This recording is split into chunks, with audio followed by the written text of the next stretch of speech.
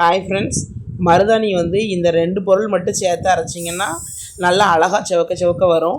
இப்போ பாருங்கள், நான் மருதாணி மரத்தில் எதுவும் பூச்சி இருக்கக்கூடாதுன்னு சொல்லிட்டு ஒரு டைம் தண்ணியில் அலசிட்டேன். அந்த ஈரம் மட்டும்தான். அதுக்கப்புறம் வந்துட்டு 1 ஸ்பூன் சீனி, அரை லெமன் மட்டும்தான் ஊற்றிருக்கேன். இப்போ இந்த மாதிரி ஊற்றிட்டு நம்ம அரைக்கும்போது இந்த லெமன் வச்சு நீங்கள் ஊற்றி அரைக்கும்போது நல்லா நைஸாக அரையலைன்னா கொஞ்சமாக 1 ஸ்பூன் தண்ணி மட்டும் ஆட் பண்ணிக்கோங்க.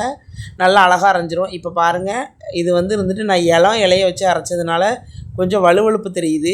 இப்படி இந்த மாதிரி வலுவலுன்னு வர மாதிரி தெரிஞ்சுன்னா நீங்கள் ஒரு 1/2 அன் ஹவர் கிட்ட விட்டுருங்க. அதுக்கப்புறம் அது நல்லா செட் ஆயிரும். அதுக்கப்புறம் வச்சுக்கலாம். இப்போ பார்த்தீங்கன்னா தெரியும், இது ஒரு அரை மணி நேரம் மட்டும்தான் கையில் வச்சுருந்தேன். அதுக்கே நல்லா வந்துருந்துருச்சு, வந்துருச்சு. இந்த கை வச்சு எடுத்து வச்சுருக்கேன். கொஞ்சம் அரைக்கும் போதும் தள்ளி விட்டு அரைச்சதுனால அதுக்கே வந்துருந்துட்டு நல்லா பிடிச்சிருக்கு. இப்போ பாருங்கள், இது ஒரு 2 மணி நேரத்துக்கு அப்புறமா எடுத்தது.